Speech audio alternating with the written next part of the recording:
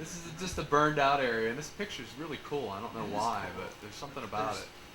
Texture and patterns. Yeah. Yeah. The clouds in the background. And we're getting into Deep Creek area. There's a hot springs at 309 miles in, right off the trail, like a couple hundred yards, and it's like one of the most amazing hot springs I've ever been to. It's just so beautiful, and there's a beautiful the river Deep Creek is perfect temperature for a cold plunge, and so definitely spend some time there. And here it is. I didn't really take too many pictures because there were a bunch of naked people. I didn't want to like, hey, pose for the picture, you know. So, but there, you know, a bunch of people swimming in the river, and right up against the rocks on the left were just 4 or 5 of the most beautiful pools I've ever seen. Perfect temperature. Yeah, hot springs. So the next morning, I just got up and when nobody was in the pools and just took some pictures. With random. Is it vehicle access or it's really? No, you got to hike in about 5 miles to get there. Nice. And it's, like I said, it's probably the most beautiful hot springs I've ever been to. That particular pool was about 8 feet deep. So you could like stand in it. Wow. Small one or big? The one on the right, the small one, with the little waterfall coming out. Nice. And after 309 miles of walking through the desert, man, we were so grungy that it was... This film kind of... Oh, man, I tell you what. When we showed up and got in a pool, everyone left. We'll come hang out with you guys tomorrow morning after you clean up a little bit. We were looking pretty bad. So this is just... this amazed me because this flower was growing right out of a huge rock. And this is a rock, and this flower is just growing right out of the rock. It's just like... Vertical? Yeah. Wow. I mean, it just amazed me. This fragile little thing growing out of this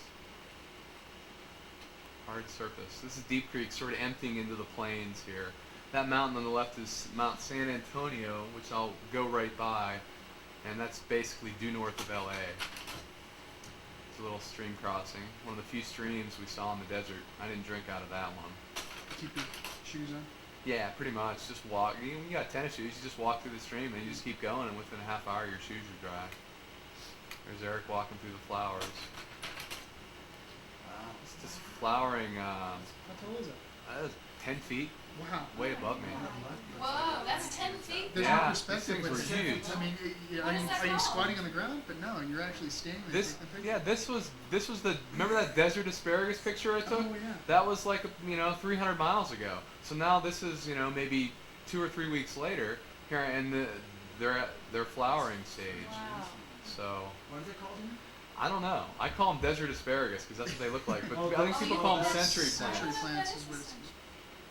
Where's the bottom, though? This is so pretty. The trail just snakes right through a couple of them. I just thought that was so cool. Yeah. Took a The picture of it. purple, there's like a purple dotted flower in there too. Yep. This is the I-15 corridor that I'm coming down into. You can see the line of the highway. Kind of a discouraging moment in my hike because I was so just dying for fresh fruit. I mean, I crave fresh fruit the whole trail, just so bad, and I was hoping for just like maybe a banana, So we get there, and everyone I'm hiking with, they immediately make a beeline to McDonald's and just go ahead, gorge themselves on, whatever. And so I with all this hope in my heart, go up to the convenience store and open the door, and I walk in there and there's just not a damn thing I could eat. So I felt pretty discouraged at that particular time, and I just, kept walking to my next food drop and got some fruit in the grocery store. This is a whole field of those flowering century plants. Pretty amazing. This is Eric and I camped right at this sort of the base of edge of a cliff because it was such an amazing view. We just threw out our bags and went to sleep and watched the sunset. This is the fog-smog combination rolling up from LA. There's the I-15 corridor down there. And you can see San Gorgonio on the left that we passed earlier by Big Bear City, and on the right is San Jacinto that we passed maybe 150 miles ago. So you can sort of see what the trail does. It goes from San Jacinto down into the I-10 corridor, then it comes up into these San Bernardino Mountains, they're called, and follows the crest for about 100 miles, and then it drops down into the Mojave and crosses those to get to the Sierras. And here I am just catching in the view of Mount San Antonio at that place where we spent the night, right on the edge of the. Literally, it dropped off like a cliff. This is sunset at that particular place. With the kind of a smog bank. Exactly. But it was, we imagined it to be fog rolling up from the ocean, even though it was actually smog. Imagine So. that to be water in that picture. Yeah. Yeah, almost. It's true. We were way above that, so we Yeah. felt like we weren't breathing and stuff. But the poor people who live there, Oh, Sorry to do that to you, Rose. But you're not there now. Now you're in Boulder, breathing Syntex air. This is Mount San Antonio again. This is just a really beautiful mountain, and as you'll see when I get a little closer to There's a house on the mountain? yeah, these people, Eric and I were at the post office in Wrightwood, about 370 miles in, just totally cracking up, having a great time, going through our boxes. And this guy standing up there just comes up to us and starts talking to us, and he's like, "Well, what are you guys up to?" And so we told him, and he's like, "Well, do you guys want to come back to our house and just, we can give you a shower, we can let you do laundry, and we'll feed you."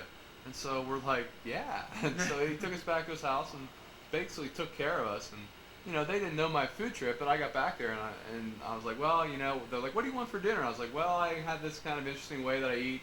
So they ended up taking me to the grocery store and insisted on just buying me whatever I wanted. Wow. And That's so nice. it's just such nice people. I mean, I still stay in touch with them via email. And they're like, cool. "Whenever you're in the area, just stop by." So they're from Switzerland, so they're kind of, European. Europe is so much more progressive than this country, I think, in terms of just bringing in travelers. That's a rattlesnake, yeah, that I walked by. I had a few close calls with rattlesnakes, but nothing real serious. Just kind of didn't see them, stepped within a foot of them, and all of a sudden they started rattling, and adrenaline rushed through my body. The next thing I knew, I was standing 10 feet away. I'm not quite sure how I got there, kind of thing. But I didn't really have anything strike at me or anything. Did anybody that you know of? A couple people had rattlesnakes strike at them, but I probably saw 15 or 20 rattlesnakes in the desert. I mean, they're all over the place, so you're bound to see them. That's looking back at San Antonio, and this is we're climbing Mount Baden-Powell here, and you can see right behind us is the Mojave, and that's kind of the way the trail was for the 100 miles. You just walked along this crest. This mountain's about 9,000 feet, and we lost the trail in the snow. We just climbed up to the summit. This is about mid-May at this point, and this was a view. I mean, this is like something you'd see in Colorado. This is due north of LA. It's like, my God. I mean, it's probably like 4,000 feet down there in that valley, and then 11,000 feet up on the summit. That's the same kind of scale you see in Colorado.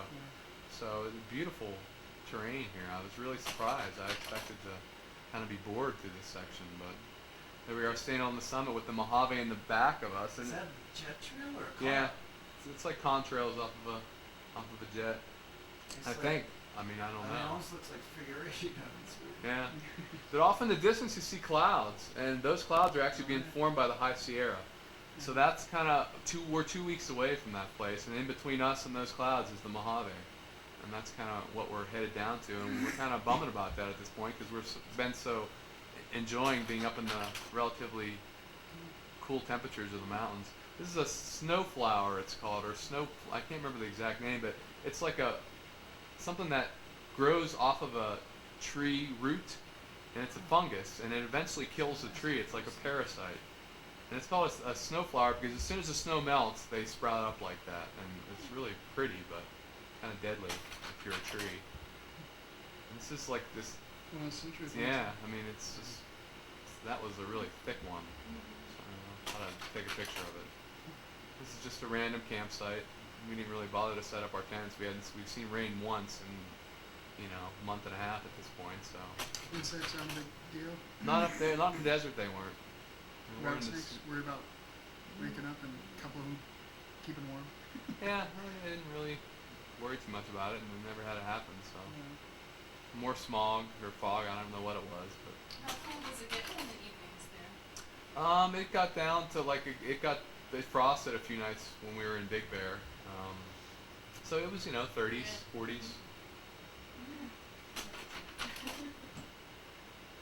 Pretty flowers. Mm.